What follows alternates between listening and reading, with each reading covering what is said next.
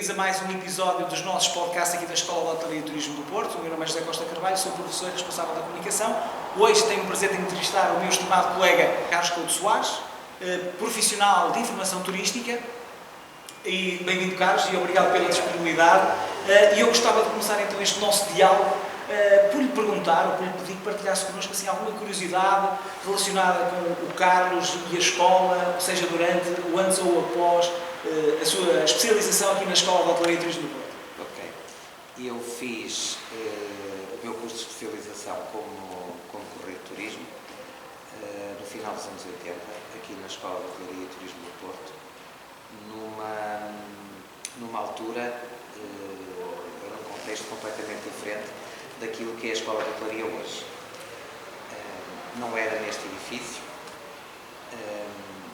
O diretor da escola na altura era o Sr. Luís Contente, que aliás o auditório onde nós estamos tem exatamente o seu nome. Isso mesmo. Foi o primeiro diretor da escola e depois de eu fazer o curso, ele era uma pessoa muito distante sempre com os alunos.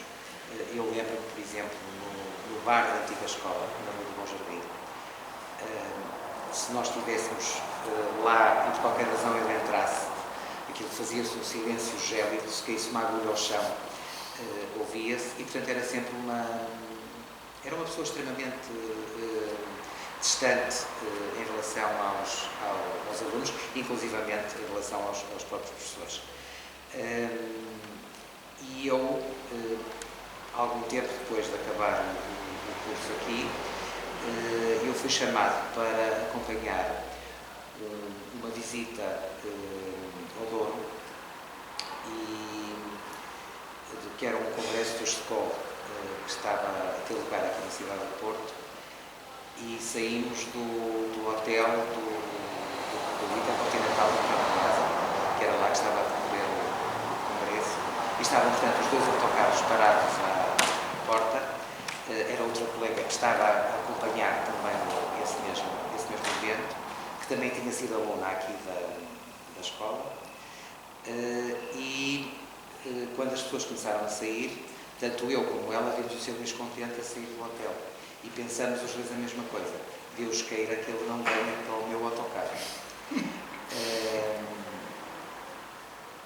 Aconteceu que ele dirigiu-se para o meu autocarro e eu perfilei-me todo quando ele se aproximou de mim, e portanto a ideia que eu tinha era a ideia do diretor distante, inatingível, e apareceu uma pessoa completamente diferente, com um sorriso de orelha a orelha, que se lembrava perfeitamente de mim, porque aliás no dia do meu exame de correio de turismo, que decorreu portanto na escola, porque a certificação na altura era feita de uma forma diferente, e ele, uns 2 minutos antes do meu exame começar, ele entrou na sala, a primeira casualidade, e portanto ele assistiu ao meu exame final.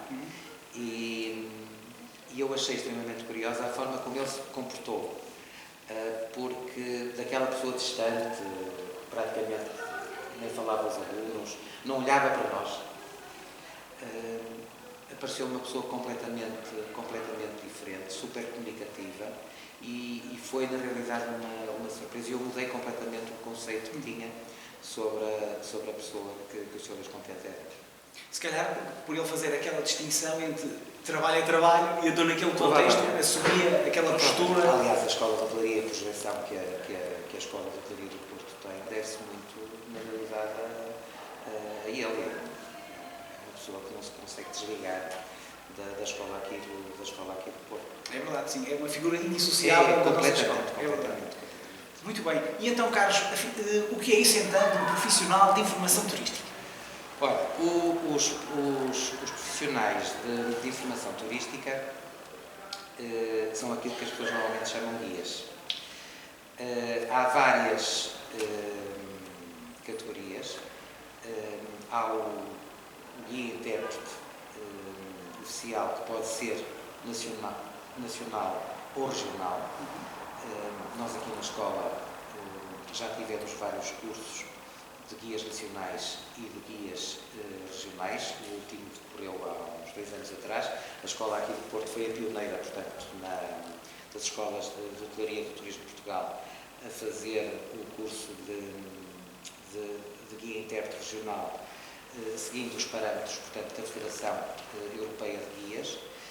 E depois há os correios de turismo, e depois há os motoristas de turismo, que a maioria das pessoas pensam, quando se fala de motoristas de turismo, que se está a falar, portanto, de motoristas pesados de passageiros, mas não. O motorista de turismo é uma categoria profissional que tem um curso também de formação de 2 semestres e que depois, no final, tem também um exame de certificação, tem um crachá, portanto, parecido com o nosso.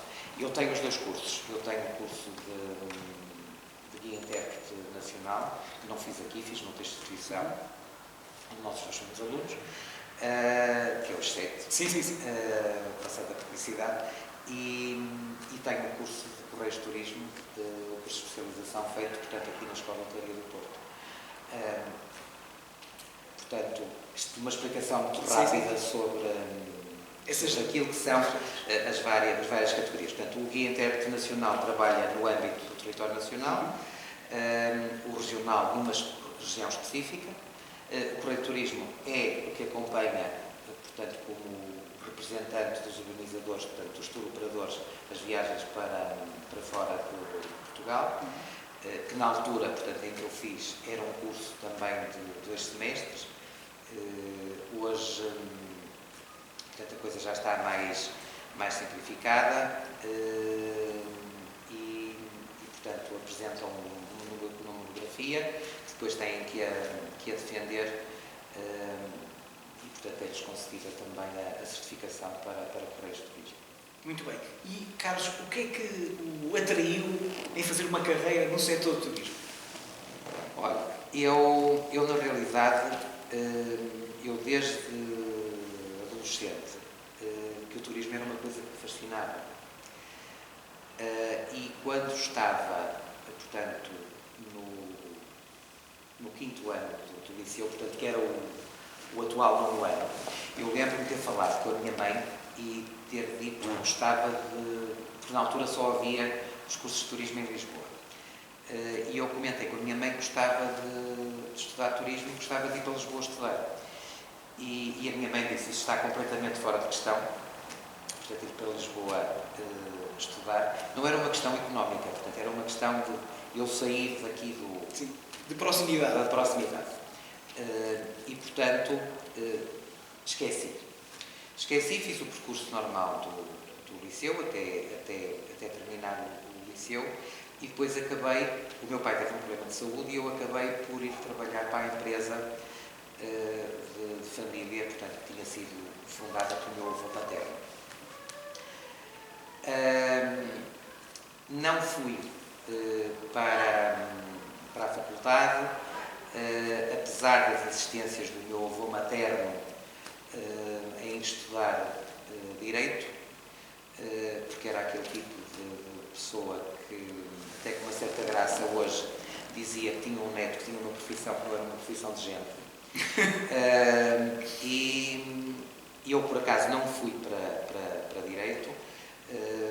Um dos meus irmãos, portanto, a seguir a mim, acabou por cursar Direito na Católica, aqui no Porto. Estamos a falar, portanto, dos anos 80. E finais dos anos 70 e início dos anos 80. E depois, quando eu saí da tropa, continuei na empresa da família, mas na realidade havia qualquer coisa que me faltava. E falei com o meu pai e disse-lhe, portanto, gostaria de estudar e que aquilo que eu gostaria de estudar seria turismo, que na altura não era um tipo de profissão que fosse muito vulgar. Havia pouca gente ainda, sobretudo homens, a enverdar por esse tipo de profissão. Mas o meu pai, curiosamente, acedeu. Eu, na altura, matriculei-me no primeiro curso de turismo que fiz, foi no Instituto Audiovisual de Línguas, que era na Rotunda da Boa Vista, que foi, no fundo, foi o embrião do ISET. e fiz lá parte do curso. Entretanto, depois abriu aqui o curso de Correio de Turismo e foi por isso que eu vim para aqui fazer o curso e pronto, e comecei a trabalhar com o Correio de Turismo, que era na realidade o meu grande objetivo. Mais até, hoje estou muito mais numa de guia de intérprete oficial do que do Correio de Turismo, mas na altura estava numa de viajar, de conhecer o mundo. E na realidade isso foi extremamente importante para mim, porque eu acho que às viagens que fiz, aos países onde estive, eu no meu currículo tenho, acho que à volta de 70 países visitados, isso permitiu-me, deu-me uma visão da vida e do mundo completamente diferente. Sabe, eu às vezes quando vejo certas discussões para se discutirem certos temas que são extremamente fraturantes, eu dá-me um bocado de vontade de rir, porque aquilo para mim são não assuntos. Porque são assuntos que estão naturalmente resolvidos. Viajar é algo que nos dá uma visão tão diferente da vida e das coisas que eu acho que poucas profissões não diferentes da minha conseguem atingir. E se lhe disser uma coisa, para mim os sorrisos mais bonitos que eu vi em toda a minha vida, sabe onde foi? Não fazia. Na Índia. A sério? E nós pensamos isto, como é que é possível num país deste, com os índices de pobreza que a Índia tem, quem nunca lá foi sabe, mas quem lá foi sabe perfeitamente os índices de pobreza que ali se vêem, como é que é possível olhar para aquelas pessoas e vê-los a sorrir da forma que eles sorriem. Nós aqui, se formos à hora de ponta, ou uma estação de São Bento, a ver as pessoas embarcar para regressar a casa, é umas caras, dá a impressão que matam toda a gente. Todos conhecidos. Exatamente, que não vivem neste planeta, não. Claro que isto entende-se com a própria religião, quer dizer, eles aceitam todo aquele sofrimento e toda aquela pobreza com uma resignação que nós, numa cultura como a nossa, dificilmente aceitamos. Mas quer dizer, às vezes falarmos dos nossos problemas sociais, quando olhamos para os problemas sociais que países do Oriente têm, na realidade é um enriquecimento que é uma coisa impressionante. Ou seja, no fundo é o que se diz vulgarmente ter mundo, conhecer o mundo para realmente mudarmos a nossa forma de encarar o mundo e a vida. Sim. E realmente acho que isso é uma das Eu coisas. tenho muito mais facilidade, percebem, em entender a diferença e acho que o facto de ter viajado tanto, ter conhecido tantos destinos, tanta gente, me deu, na realidade, um jogo de cintura para muita coisa que eu dificilmente com outra profissão teria. Ou seja, realmente uma perspectiva completamente diferente, renovada vida, e se calhar muito mais abrangente também. Sim, muito mais. Claro. E depois, quer dizer, até ao nível da bagagem cultural, percebo, o próprio estudo que eu tive obrigatoriamente de fazer, porque muita gente acha que ser guia é dizer duas balelas, meia dúzia de disparates, sorrir muito para as pessoas que estamos a acompanhar e ficamos por aí. Mas não, quer dizer, eu nas minhas viagens como Correio de Turismo, eu preparava-me, apesar de ter guias locais nesses mesmos locais, eu preparava-me, quer dizer, e sabia do que é que estava a falar, porque muitas vezes no próprio operador turístico, nas agências de viagens onde as pessoas compram a viagem, para certos determinados destinos, tem piada que eu ainda agora saí de uma aula e estive a falar exatamente nisto com os alunos. Muitas vezes o cliente compra a viagem e não sabe muito bem o que é que está a comprar, porque não nos são passadas informações que são absolutamente necessárias para que as coisas corram bem. Aquilo que nós aqui, por exemplo, na Europa fazemos, que é abrir uma torneira, pegar num copo, meter debaixo da torneira e bebermos essa água, se sairmos da Europa, dificilmente conseguimos fazer isso. Quer dizer, em África está completamente fora de questão, na maioria dos países orientais exatamente a mesma coisa, quer dizer, nós temos uma cafeteirazinha na casa de banho com água fervida para escovar os dentes. Os alimentos não cozinhados, por exemplo, em destinos, países muçulmanos, do Norte de África, e não precisamos de ir para muito longe. Por exemplo, o Egito, que é um destino que se vende muito no mercado nacional, é absolutamente necessário avisar as pessoas que alimentos não cozinhados não devem ser consumidos porque vai provocar problemas de saúde extremamente grandes. Eu vou fazer 63 anos e eu às vezes ponho-me a pensar se eu tivesse optado por outro tipo de trabalho, se eu seria a mesma pessoa, e tenho a certeza absoluta que não. Eu seria uma pessoa completamente diferente daquilo que sou hoje. Acho que viajar e a profissão que eu escolhi, a carreira que eu escolhi, deu-me a possibilidade de alargar os meus horizontes de uma forma verdadeiramente impressionante. Muito bem. Então, se percebi bem, o que o atraiu inicialmente para a carreira do turismo era o viajar e conhecer o mundo. Era o viajar e conhecer o mundo, conhecer outras pessoas, e como correio de turismo, eu posso dizer que realizei. A única viagem que não fiz, que se calhar gostaria de ter feito, era a volta ao mundo completa. Isso nunca cheguei a fazer, mas quer dizer, tanto para o Ocidente, ou Havaí, como para o Oriente, para a China e não sei o quê, portanto eu estive em montes de países, não dei foi a volta completa, quer dizer, mas, falta pouco. Faltou. Aquilo tudo somado dá várias voltas ao mundo, mas profissionalmente acho que realizei completamente a 100%. E então, durante essa história, toda essa experiência, qual foi assim, tem algum momento caricato, algo que o tenha marcado? Olha, eu tenho algumas histórias incríveis. Lembro-me de uma, na Finlândia, eu estava a embarcar com um grupo do Porto de Helsínquia e íamos fazer a travessia do Báltico para Tallinn, na Estónia.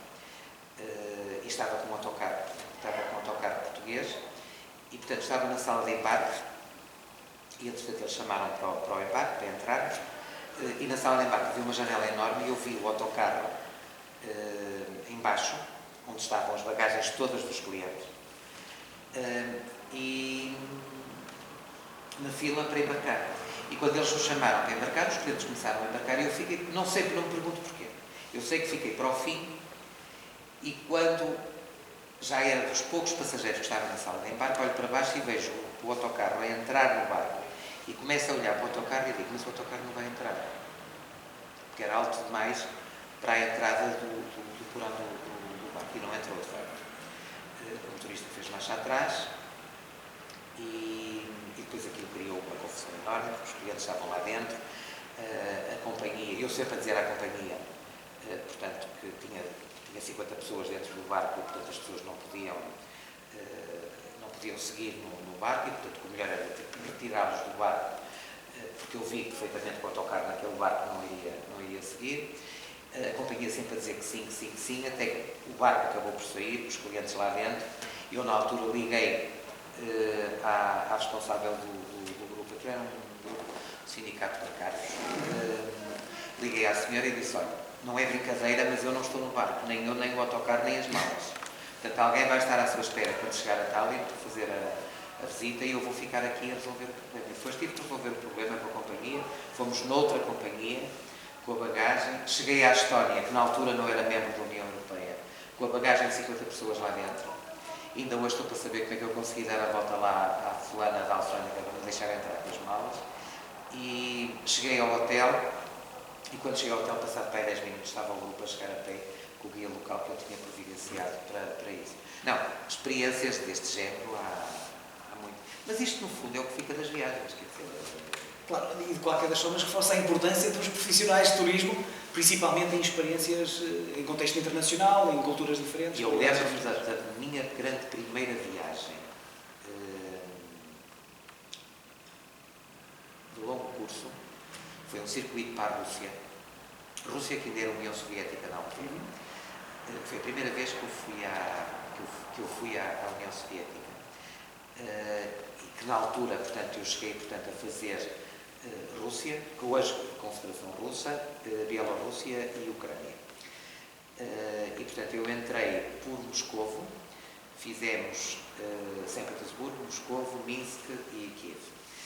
E lembro-me que a inconsciência é tal que eu no dia, eu até o avião da Aeroflot começar a rolar na pista do aeroporto de Lisboa, aquilo para mim era como ir tomar café à Vila Nova de Gaia. Quando o avião começou a rolar, eu comecei a pensar assim, eu só vou regressar daqui a 11 dias e estás sozinho, vais ter que te arranjar. Correu maravilhosamente bem. Aliás, o guia que me acompanhou a viagem toda é um russo que tem casa em Portugal. Hoje era um empresário de sucesso russo, quem eu fiquei amigo, que veio a primeira vez a Portugal, fui eu que o convidei, que ficou ainda na casa dos meus pais, e a viagem correu maravilhosamente bem, porque a dose de inconsciência naquela altura, naquela fase, é muito, muito grande.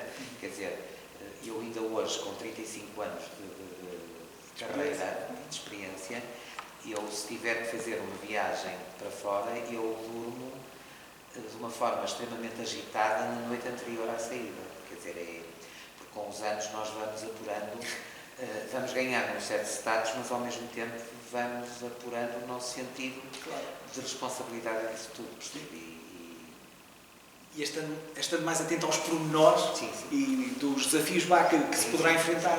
E depois cada grupo, nós podemos fazer o mesmo circuito, mas a viagem nunca é igual. Porque, no fundo, os grupos, os clientes é que fazem a viagem.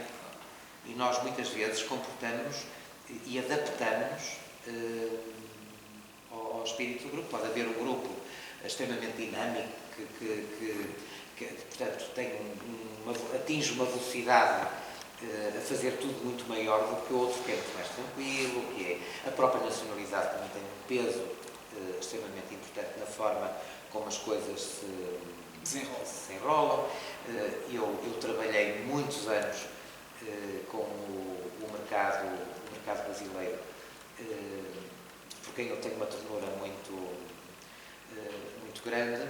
São pessoas muito diferentes de nós. Tenho amigos fantásticos no Brasil, fiz amigos fantásticos no Brasil, mas são pessoas completamente diferentes, com uma dinâmica completamente diferente daquela que, por exemplo, os portugueses têm em viagem. Mais esse desafio. Exatamente, mais esse. O próprio discurso em função da nacionalidade, se viermos, por exemplo, agora um bocadinho para cá, para Portugal, o próprio discurso de um guia, eu quando falo em guia, falo de guias certificados. Okay? Portanto, guias com curso que se sujeitam a um exame, não é aqueles que de um momento para o outro dizem, vou ser guia. Claro. Portanto, atenção, eu não estou a dizer que não haja gente que não tenha capacidade para isso, mas como deve calcular, é extremamente desagradável, quer dizer, para quem andou a estudar não sei quantos anos, chegar agora ao Zé da Esquina e dizer que é guia, ninguém gosta, não é? Claro, e é importante haver uma certificação, um reconhecimento dessas competências. E então, por exemplo, no caso do guia nacional, o discurso, por exemplo, para um grupo francês é um discurso completamente diferente, por exemplo, para um grupo britânico. Porque, se calhar, o britânico está muito mais interessado em história, nas ligações que há entre Portugal e a Inglaterra. Muitos deles desconhecem, por exemplo, que o hábito de consumir chá em Inglaterra foi uma coisa introduzida pela nossa Catarina de Bragança, portanto, filha de Dom João IV.